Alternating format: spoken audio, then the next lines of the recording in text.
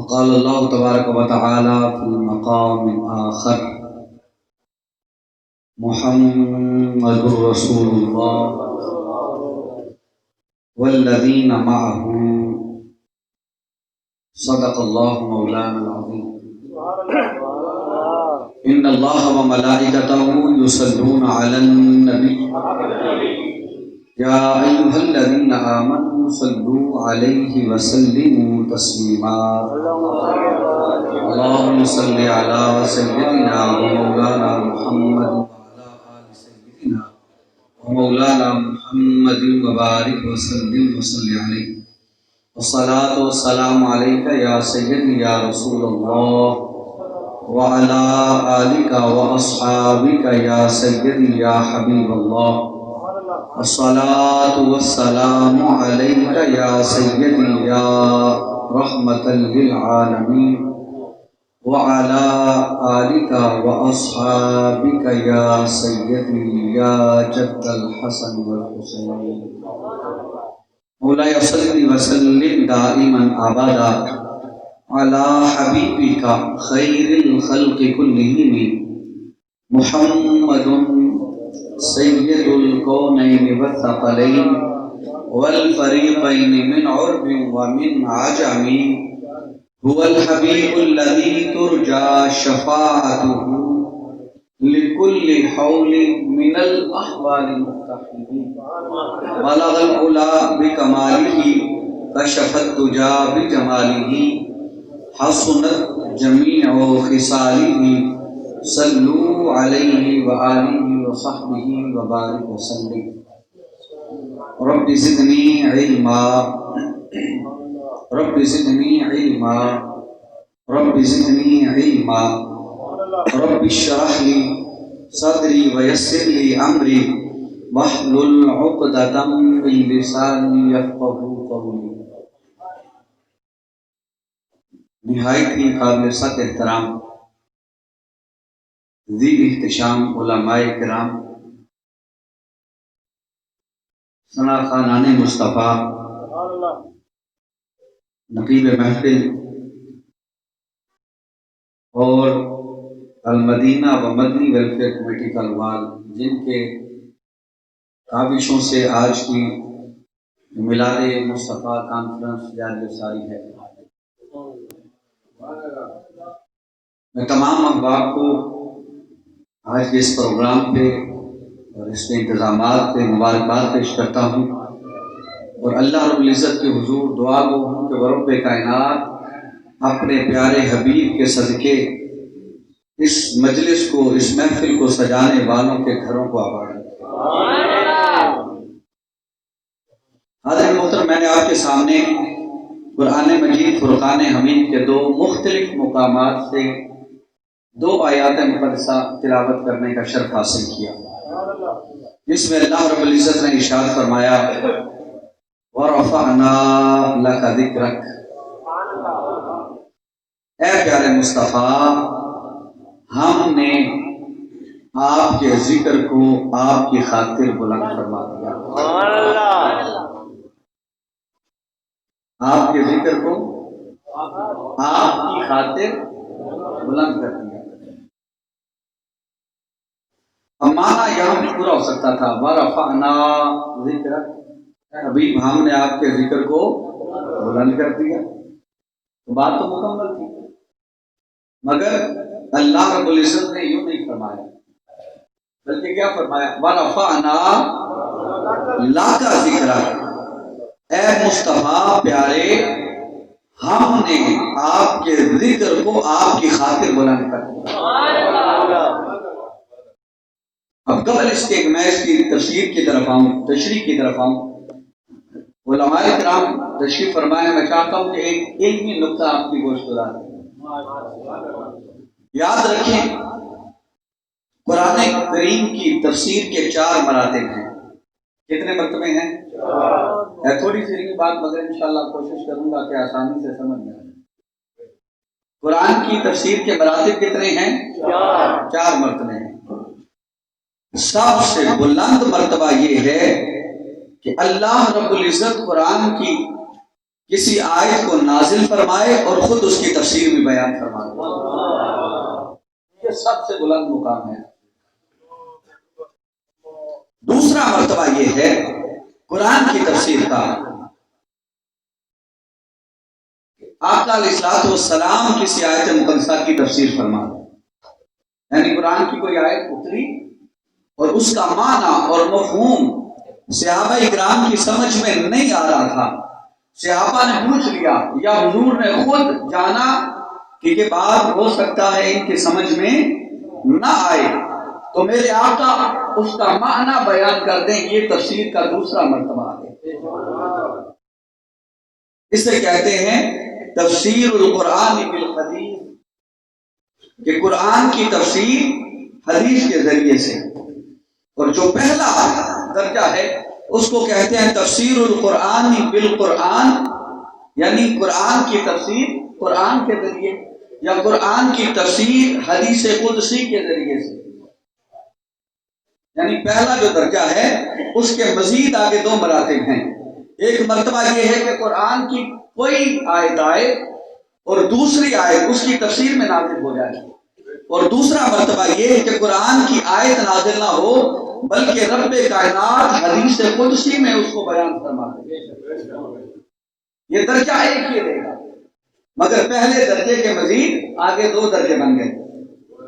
تیسرا مرتبہ ہے جو تفسیر کا ہے وہ یہ ہے کہ صحابہ اکرام نے کسی آیت کی تفسیر کر دی، یعنی کوئی معنی مشکل تھا اور صحابہ اکرام میں سے ہر صحابی کا، یہ بات مجھے نشین کر لیں کہ مصطفیٰ کے ہر صحابی کا ذہنی مرتبہ اور ذہنی لیول برابر نہیں تھا، وہ تھے تو الگ مگر سب کے لیے قرآن کے معانی یکساں نہ تھے، برابر نہ تھے، ہر کوئی اپنے اپنے فہم کے مطابق قرآن کو سمجھتا تھا، اور حضور علیہ الصلوۃ والسلام کے ان صحابہ کے مراتب، مگر جس صحابی نے بھی تفسیر کی یہ قرآن کی تفسیر کا تیسرا مرتبہ کہلاتا ہے۔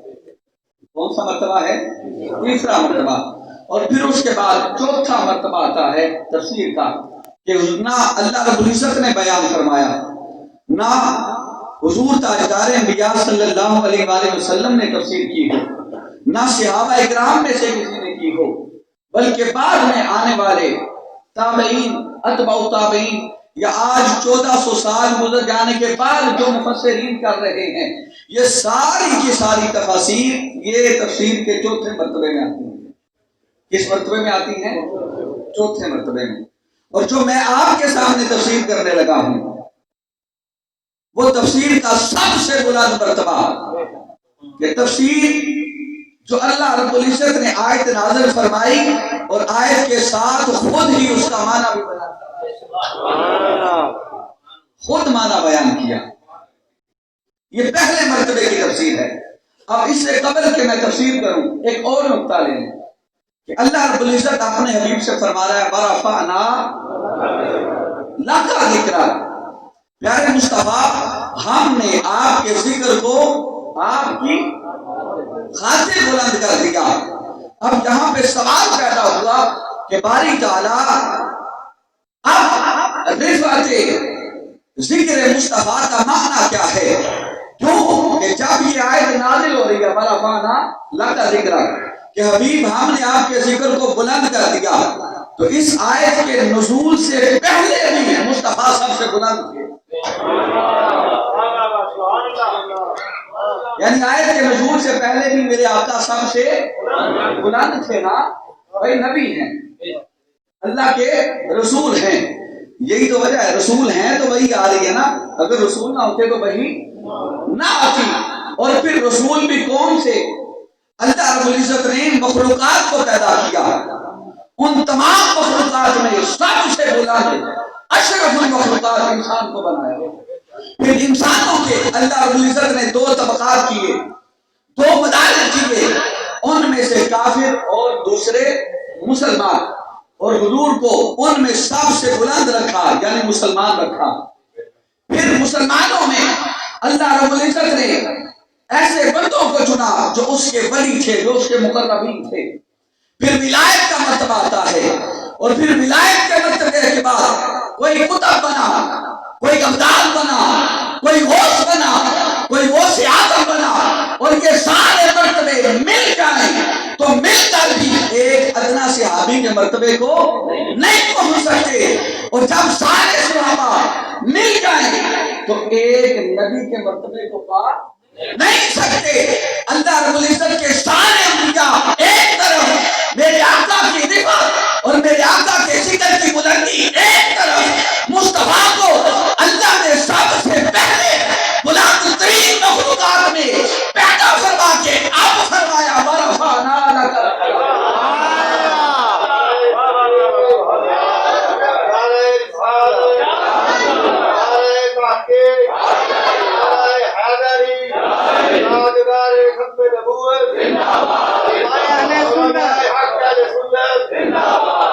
اب فرمایا جا رہا ہے، اب کہا جا رہا ہے ورفعنا لک ذکرک۔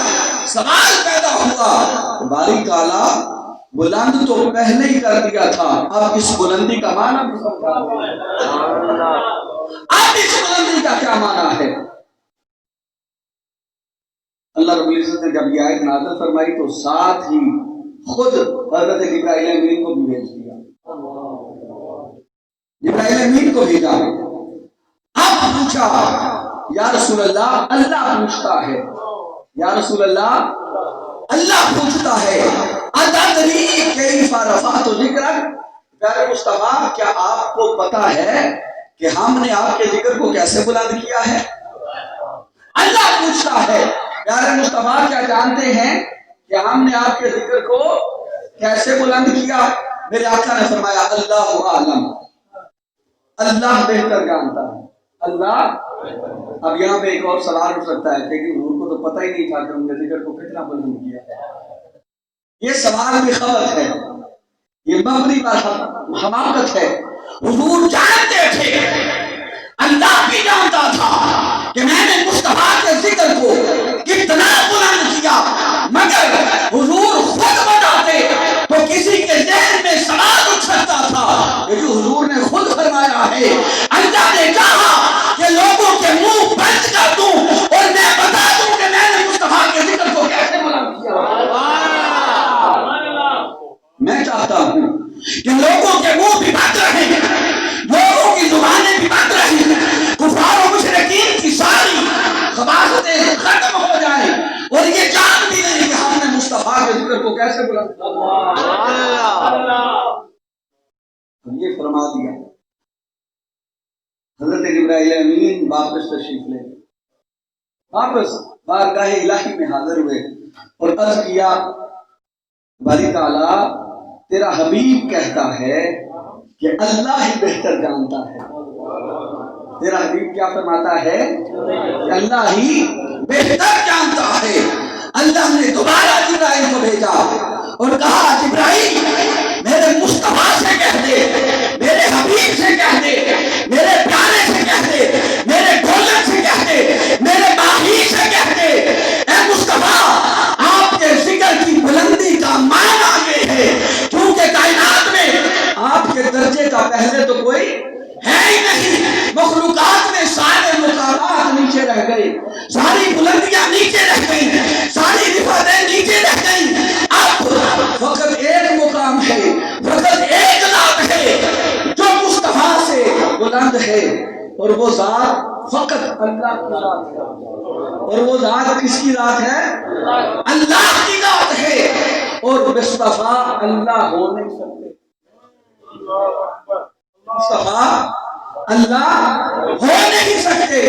جو یہ عقیدہ رکھے کہ آقا علیہ الصلوۃ والسلام معاذ اللہ ان کا درجہ اللہ سے بڑا ہے یا اللہ کے برابر ہے تو کافر مشرک ہے۔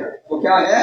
مشرک، اس کا ایمان سے کوئی تعلق نہیں۔ تو سوال اٹھا باری تعالیٰ کائنات میں پہلے ہی بلند ہے، مقام فقط ایک رہتا ہے اور وہ مقام تیرا مقام ہے، وہ ذات تیری ذات ہے اور تیری ذات کے برابر تیرا حبیب ہو نہیں سکتا۔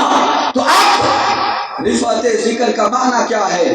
جبرائیل کو بھیجا، کہا میرے مصطفیٰ سے کہہ دے، پیارے مصطفیٰ اذا ذکرت ذکرت معیا، اب آپ کے ذکر کی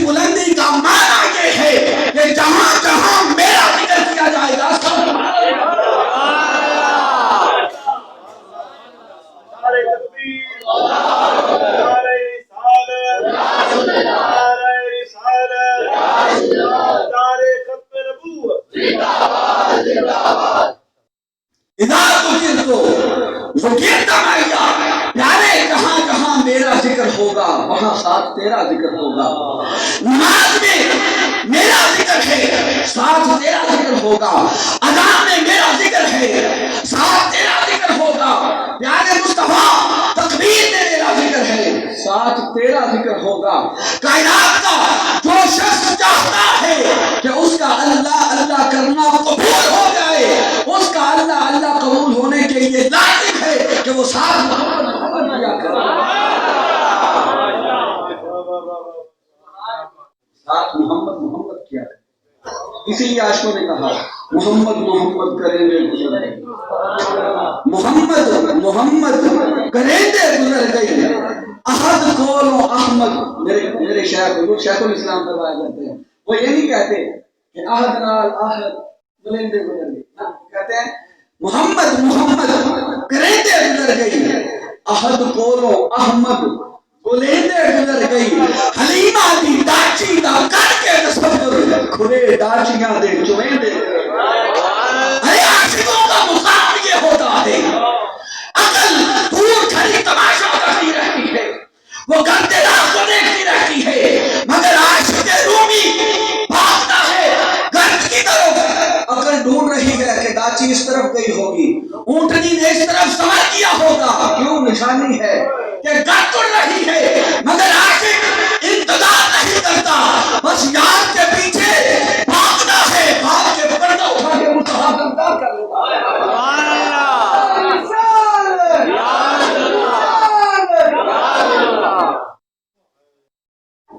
اسے تو یار کی خبر ہوتی ہے کہ یار کہاں گیا ہے.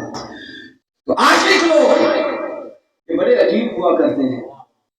عاشق لوگ یہ تو مصطفیٰ کے نام پہ جانے والے تھے. عاشق ہوتا ہی وہ ہے کہ جب یار کا ذکر چھن جائے تو وہ بے خود ہو جایا کرتا ہے. اسے اپنا ہوش نہیں رہتا.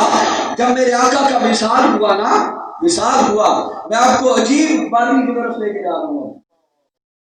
میرے آقا کا وصال ہو گیا. حضرت عمر فاروق رضی اللہ تعالیٰ عنہ آپ تلوار لے کر نکل آئے. کہا خبردار اگر کسی نے کہا کہ مصطفیٰ کا وصال ہو گیا ہے مصطفیٰ کا وصال نہیں ہوا. اگر کسی نے ایسا کہا میں اس کی گردن کاٹ کے رکھوں گا. محمد مصطفیٰ میں سیدنا عمر فاروق اس طرح غرق تھے کہ وہ مصطفیٰ کی بات سننے کو لیے تیار نہیں تھے کہ مصطفیٰ کا وصال ہو گیا تھا. میرے آقا کے صحابہ ارے سنو حضرت عبداللہ کا تذکرہ سنو جن آنکھوں سے مصطفیٰ کا چہرہ تکتے تھے وہ دعا کا مخڑا دیکھتے وہ لیل کی زلفوں کو نظارے کرتے مصطفیٰ کی ماں زاد البصرو ماں اللہ کی آنکھوں کو دیکھا کرتے. جب آقا کا ظاہری طور پر وصال ہوا آپ دعا کرتے باری تعالیٰ میری آنکھیں لے لے مجھے آنکھ نہیں چاہیے. آنکھیں کیا کریں کہ جس سے مصطفیٰ کا دیدار نہ ہو سکے. مصطفیٰ کا دیدار نہ ہو تو کہتے ہم نے یہ آنکھیں کیا کرنی ہے. جے سونا میرے دکھ میں چلا دی تے میں سوچ ہوں چل دے رہا. ارے یہ عاشقوں کی نظری ہے اور عاشق ہوتا ہی وہ ہے. حضرت عمر فاروق کو دیکھیں عشق کی انتہا کر دی. ہم حجر اسود کے پیچھے مارے پھرتے ہیں. حجر اسود کا بوسہ مل جائے حجر اسود کو چوم دے تاکہ گناہوں کا کفارہ ہو جائے گناہوں سے کام چھوٹ جائے. ارے آؤ عشق کے اس امام سے پوچھو کہ وہ حجر اسود کو چومتا کیوں تھا. کیا وہ حجر اسود کو اس لیے چومتا تھا کہ یہ جنت سے آیا ہے؟ کیا اس لیے چومتا تھا کہ اس کو چومنے سے گناہ چلے جائیں گے؟ نہیں. عاشقوں کے پیش نظر گناہ اور ثواب کچھ نہیں ہوتا. وہ معنی ہی نہیں رکھتا. نہ انہیں گناہ سے کوئی فرق پڑتا ہے نہ ثواب سے فرق پڑتا ہے. بس وہ تو محروم کی ادا کو دیکھ رہے ہوتے ہیں. کیا چاہتا حضرت عمر فاروق رضی اللہ تعالیٰ عنہ حجر اسود کے سامنے کھڑے ہو گئے جا کے اس سے خطاب کے عمر بتائیں اب حجر اسود سنتا ہے. آپ اور میں کہیں تو کچھ نہیں سنتا مگر محبوب کے عاشق کہیں تو سنتا ہے. ہم اور آپ کہیں نا تو اسے ہماری سمجھ نہیں آتی. کیونکہ ہمیں عشق کی آگ نہیں لگی.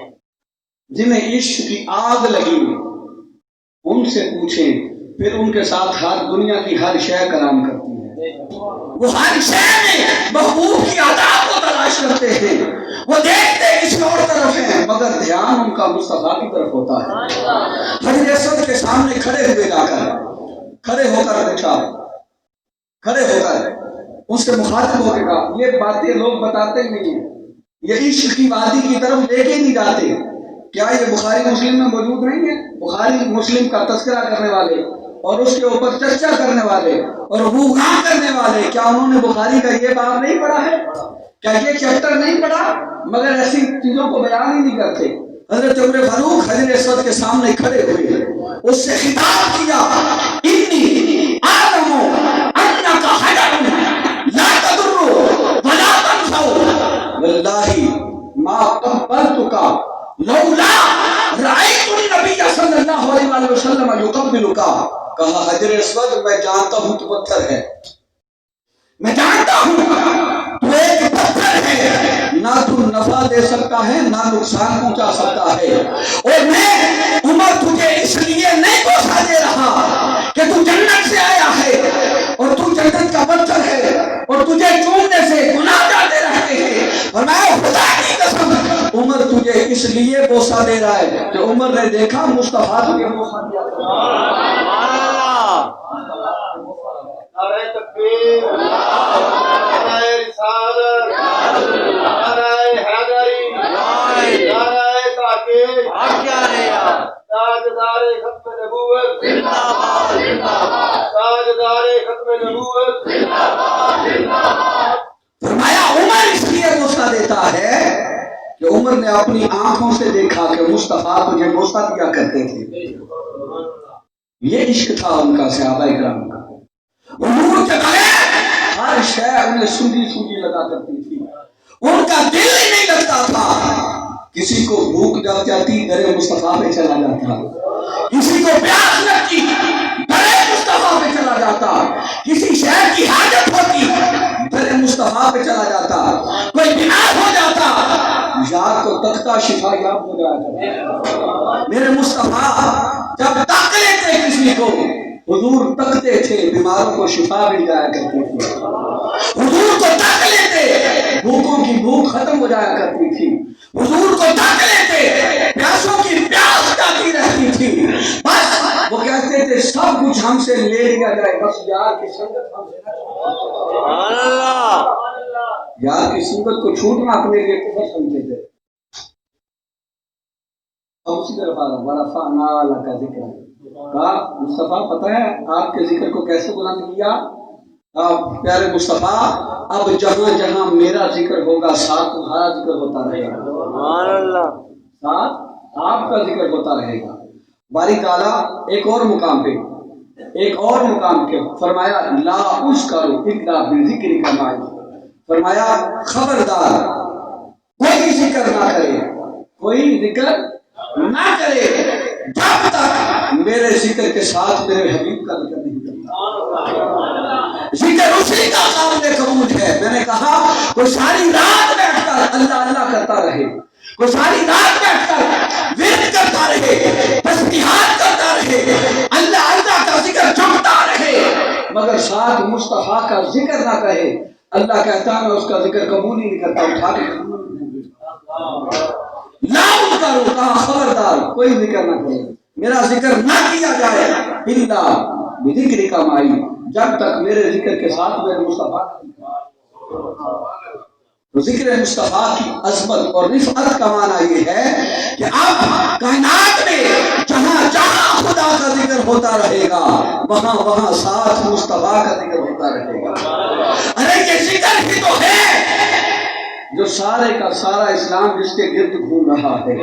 اگر اس ذکر کو نکال دیا جائے، اس ذکر کو اسلام میں سے نکال دیا جائے، اس تذکرے کو نکال دیا جائے، اللہ کی عزت کی قسم اسلام کا کچھ بچتا ہی نہیں ہے.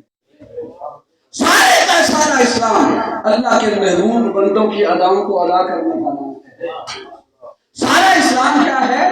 اللہ کے محبوب بندوں کی اداؤں کو ادا کرنے کا نام اسلام ہے۔ اب دو مثالیں دینے لگا ہوں بتا دوں۔ ہم نماز پڑھتے ہیں 5 وقت کی، تو 5 وقت کی نماز کی حقیقت کیا ہے؟ اب سنیں ذرا، اس کو امام طحاوی نے بیان کیا شرح اثار المعانی کے اندر۔ آپ فرماتے ہیں کہ نماز فجر یہ سب سے پہلے حضرت آدم علیہ السلام نے ادا فرمائی ہے۔ انہوں نے ادا فرمائی حضرت آدم علیہ السلام نے، یہ ان کی سنت تھی، جو ان کی ادا تھی، اللہ کو اتنی پسند آئی، اللہ پاک نے امت محمدی پر اسے فرض کر دیا۔ آپ فرماتے ہیں حضرت آدم علیہ السلام کو جب جنت سے نکالا گیا اور ان کی توبہ قبول ہوئی، تو توبہ قبول ہونے کا وقت نماز فجر کا تھا۔ انہوں نے شکرانے کے طور پر 2 نفل ادا کیے۔ کتنے نفل؟ 2 نفل ادا کیے۔ فرمایا اللہ کو یہ ادا اتنی پسند آئی، اللہ پاک نے اسے امت محمدی کی نماز فجر بنا دیا کہ میرے اس آدم کی ادا قیامت تک ادا ہوتی رہے، میرے آدم کی ادا قیامت تک ادا ہوتی رہے۔ نماز ظہر سیدنا ابراہیم علیہ السلام کی سنت ہے۔ ہم نماز پڑھتے تو ہیں نا، مگر اس کا فلسفہ اور اس کی حقیقت کیا ہے، آئیے میں آپ کو بتاتا ہوں۔ حضرت ابراہیم علیہ السلام کو جب آگ میں پھینکا گیا اس وقت، اور ایک روایت میں آتا ہے کہ اللہ رب العزت نے جب حضرت ابراہیم کو حضرت اسحاق کی شکل میں بیٹا عطا فرمایا تو آپ نے شکرانے کے 4 نفل ادا کیے۔ وہ وقت نماز ظہر کا وقت تھا۔ اللہ پاک کو اپنے ابراہیم خلیل اللہ کی ادا اتنی پسند آئی، اللہ نے امت محمدی میں اسے نماز ظہر بنا دیا، ظہر کے 4 فرض بنا دیا۔ اسی طرح عصر حضرت عزیر علیہ السلام جب وہ 100 سال کے بعد اٹھائے گئے، حضرت عزیر علیہ السلام کا معجزہ ہے، کتنی دیر کے بعد؟ 100 سال کے بعد اٹھائے گئے، تو انہوں نے 4 رکعت نماز فرض 100 سال سوئے رہے، اس عالم سے بیگانے ہو گئے، اپنے رب کی بارگاہ میں اور رب کے قرب اور تجلیات اور انوار کی اس بارش میں سوئے رہے۔ 100 سال گزر گئے، پتہ ہی نہیں چلا 100 سال کیسے گزرتے۔ قرآن بیان کرتا ہے کہ جب حضرت عزیر علیہ السلام 100 سال کے بعد اٹھے اور ان سے پوچھا گیا کام لبثت، کتنی دیر سوئے ہو؟ قال لبثت یوما او بعد یوم، کہا میں آدھا دن یا آدھے دن کا کچھ حصہ سویا ہوں، آدھا دن یا آدھے دن کا کچھ حصہ سویا ہوں۔ جب یاد کیا ہوش میں ہو بندہ، 100 سال گزر جائیں ایسے لگتا ہے جیسے ایک لمحہ ہوا۔ 100 سال کے بعد جب اللہ پاک نے کہا آدم میں عزیر نہیں، آپ چند لمحے یا ایک دن کا حصہ نہیں سوئے، بلکہ آپ کو سوئے ہوئے 100 سال گزر چکا ہے۔ اور نشانی کیا دی؟ فرمایا وہ دیکھو تم جو کھانا ساتھ لے کر آئے تھے، وہ کھانا ابھی تک 100 سال گزر جانے کے بعد بھی تر و تازہ تھا۔ 100 سال گزر گئے، ہم مجھے بتائیں کھانا کتنی دیر پڑا رہے تو اس میں سے اسمیل آنا شروع ہو جاتی ہے۔ کچھ گھنٹے پڑا رہے، 1 دن کے بعد کھانے میں سے بدبو آتی ہے، بندہ کھا ہی نہیں سکتا۔ آدم وہ حضرت عزیر علیہ السلام کا کھانا کتنی دیر پڑا رہا؟ 100 سال پڑا رہا، مگر کھانے کو پتہ ہی نہیں تھا، کھانا ایسے لگ رہا تھا جیسے فریش بنا کے۔ اور جس سواری پر آپ سوار تھے گدھا، آپ کی سواری وہ بھی ساتھ تھی، باندھا تھا، کہا اس کی طرف دیکھو، گدھے کی طرف دیکھا تو اس کی ہڈیاں بھی گل سڑ چکی تھی، اس کی کوئی ہڈی کی ثابت ثبوت نہ تھی، کیونکہ حضرت عزیر نے سوال کیا تھا نا باری تعالیٰ تو مردوں کو کیسے زندہ کرے گا؟ کہا تم مانتے نہیں ہو؟ کہا مانتا ہوں مگر چاہتا ہوں کہ حق الیقین میں بدل جائے، بات یقین عین الیقین کے بجائے حق الیقین میں بدل جائے۔ اللہ پاک نے تب یہ سارا معاملہ کیا، اور جب گدھے کو دیکھا تو گدھا اس کی ہڈیاں گل سڑ چکی تھی، دوبارہ رب کائنات نے ان کو حضرت عزیر علیہ السلام کے لیے زندہ فرمایا۔ اس نعمت پر، اس معجزہ پر حضرت عزیر علیہ السلام نے 4 نفل ادا کیے۔ وہ وقت نماز عصر کا تھا، اللہ کو اپنے محبوب کی ادا اتنی پسند آئی، اسے امت محمدی نے فرض فرمایا۔ جب تک لوگ آتے رہیں گے میرے عزیر کی اس سنت کو ادا کرتے رہیں گے، نماز مغرب یہ سیدنا داؤد علیہ السلام آپ کی یاد میں ہے. آپ کی جب توبہ قبول ہوئی تو آپ نے 4 رکعت نماز ادا کرنے کے لیے نیت باندھی. کتنی رکعت؟ 4 رکعت کے لیے نیت باندھی. مگر نماز مغرب کی تو رکعت 3 ہیں. کتنی ہیں؟ 3 ہیں. مگر آپ کا جسم نہیں ہو چکا تھا، کمزور ہو چکا تھا، نیت 4 کی باندھی تھی، مگر تیسری رکعت کے بعد اٹھ نہ سکے. بیٹھ کر التحیات پڑھ کر سلام پھیرا، رکعت 3 رہ گئی. اللہ کو اپنے حبیب کی یہ ادا پسند آئی، اسے امت محمدی میں فرض بنا دیا. نمازیں ساری کیا ہیں؟ محبوب بندوں کی اداؤں کو ادا کرنے کا نام ہے. عشاء امام طحاوی لکھتے ہیں کہ سب سے پہلے عشاء کی نماز تاجدار انبیاء صلی اللہ علیہ وسلم نے ادا فرمائی. جس نے ادا فرمائی میرے مصطفیٰ نے. آقا رات کو کھڑے ہوتے، قیام کرتے، ساری رات گزر جاتی. محبوب اپنے رب کے ساتھ کلام کرتے، اللہ کے سامنے گڑگڑاتے، روتے، اس سے طلب کرتے، امت کی بخشش کی دعائیں مانگتے. بس اللہ پاک کو محبوب کی یہ ادا اتنی پسند ہے جسے نماز عشاء پڑھنا. تو یہ نماز کا تذکرہ تھا کہ نماز ساری کی ساری انبیاء کی سنت ہے. اب دوسرا اور سب سے بڑا رکن اسلام کا حج ہے. کیا ہے؟ حج ہے. اب حج سارے کا سارا اسی طرح محبوب کی اداؤں کو ادا کرنا، محبوب کی اداؤں کو ادا کرنا ہے. احرام باندھتے ہیں حج کے لیے، عمرہ کے لیے احرام. یہ سب سے پہلے حضرت آدم علیہ السلام اور اس کے ساتھ ساتھ حدیث مبارکہ میں آیا کہ تقریباً 70 انبیاء کرام کا لباس یہ احرام تھا. وہ فقط اپنے جسم کو 2 چادروں کے اندر لپیٹے ہوئے تھے اور وادی روحا سے گزرے. اور وادی روحا سے گزر کر حضرت موسیٰ انہوں نے آ کر کعبۃ اللہ کا طواف کیا. اللہ کو اپنے نبی کا لباس اتنا پسند آیا کہ اس نے امت محمدی کے ہر حاجی کے لیے لازم کر دیا کہ اب جو بھی میری بارگاہ میں آئے گا میرے موسیٰ کی سنت کو ادا کرتا ہوا ہے. سنت کو ادا کرتا ہے. اس کے بعد آ جائیں، صحیح کرتے ہیں آپ، صفا اور مروہ کے دوران دوڑتے ہیں. یہ کس کی سنت ہے؟ آپ سب کو پتا ہے. کس کی سنت ہے بھائی؟ حضرت ماں ہاجرہ سلام اللہ علیہا، یہ آپ کی سنت ہے.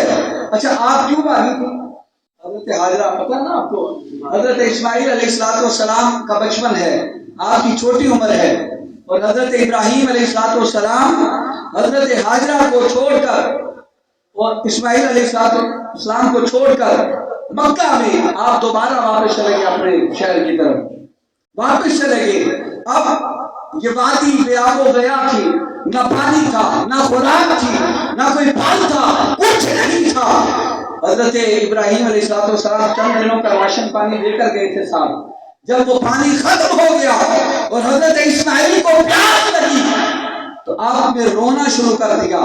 حضرت ہاجرہ سے اپنے بیٹے کا اس طرح رونا برداشت نہ ہوا، دیکھا نہ گیا. حضرت ہاجرہ صفا اور مروہ کے درمیان پانی کی تلاش میں دوڑتی رہی مگر پانی نہ ملا. 7 چکر لگایا آپ نے، اور جب واپس آ کے دیکھا حضرت اسماعیل علیہ السلام کے ایڑیاں رگڑنے سے چشمہ جاری ہو چکا تھا، اور آپ نے اس چشمے سے کہا زم زم رک جا. بس اس دن سے اس چشمے کا نام زمزم پڑ گیا. اور آج تک مسلمان جو بھی حج کے لیے جاتا ہے، عمرہ کے لیے جاتا ہے، وہ صحیح کرتا ہے، کس کی سنت کو ادا کرتا ہے؟ حضرت ہاجرہ کی. میرا سوال ہے آپ سے جو کہتے ہیں کہ یاد بنانا کہاں لکھا ہے، یاد کیوں بناتے ہیں؟ ارے بتاؤ، حضرت ہاجرہ تو بھاگی تھی اپنے بیٹے کے لیے پانی کی تلاش میں، اب تم عمرہ کے لیے جاتے ہو. ارے نہ تو وہاں کوئی بچہ رو رہا ہے، نہ کوئی ماں وہاں پر دوڑ رہی ہے، تم دیوانوں کی طرح کیوں بھاگتے ہو؟ جواب ایک ہی ملے گا، اللہ کو اپنی بندی کی ادا پسند آئی، اللہ نے اس کو زندہ کروا دیا. گویا سارے کا سارا حج اللہ کے محبوب بندوں کی اداؤں کو ادا کرنے کا نام حج ہے۔ ہر رکن، حج کا ہر رکن یہ کسی کی یاد دلاتا ہے۔ قربانی حضرت ابراہیم اور حضرت اسماعیل کی یاد دلاتی ہے۔ میدان عرفات میں بیٹھنا جا کر، اب بیٹھ جاتے ہیں جا کر میدان عرفات میں، بلا کیوں بیٹھتے ہیں پتہ ہے؟ حضرت آدم علیہ السلام کو اور حضرت حوا کو جب اللہ رب العزت نے زمین پر اتارا تو ان کی ملاقات ہوئی، اور ملاقات کے بعد میدان عرفات میں جب پہنچے تو انہوں نے ایک دوسرے کو پہچانا۔ الفاظ کہتے ہیں پہچانے جانے کی جگہ کو، پہچانے جانے کی جگہ کو۔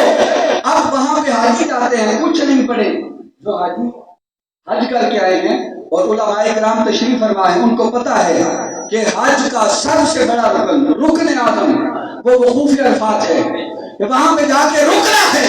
اب ان سے پوچھیں کہ کیا وہاں کچھ پڑھنا لازم ہے، واجب ہے؟ نہیں، بس وہاں پہ جا کے بیٹھ گئے، سر ننگے ہیں، بس ایک چادر لپیٹ رکھی ہے، دیوانوں کی طرح، مجنوں کی طرح بیٹھے ہیں، کچھ نہیں کر رہے۔ اور اللہ کہتا ہے یہ حج کا رکن اعظم ہے۔ باری تعالیٰ یہ کیسا رکن اعظم ہے؟ کیوں کروا رہے ہو ایسا؟ کہا تمہیں پتہ نہیں، میرا آدم اور حوا اس مقام پر مل کر انہوں نے ایک دوسرے کو پہچانا تھا، مجھے ان کی ادا پسند آئی، میں نے تمہیں بٹھا دیا۔ قیامت تک ہر حاجی بیٹھا رہے گا، بیٹھ کر غور کرے گا اور میری معرفت حاصل کرے گا، اس سے میری معرفت عطا ہو جائے گی۔ حاضرین محترم، یہ سارے کا سارا دین اٹھا کے دیکھیں، اگر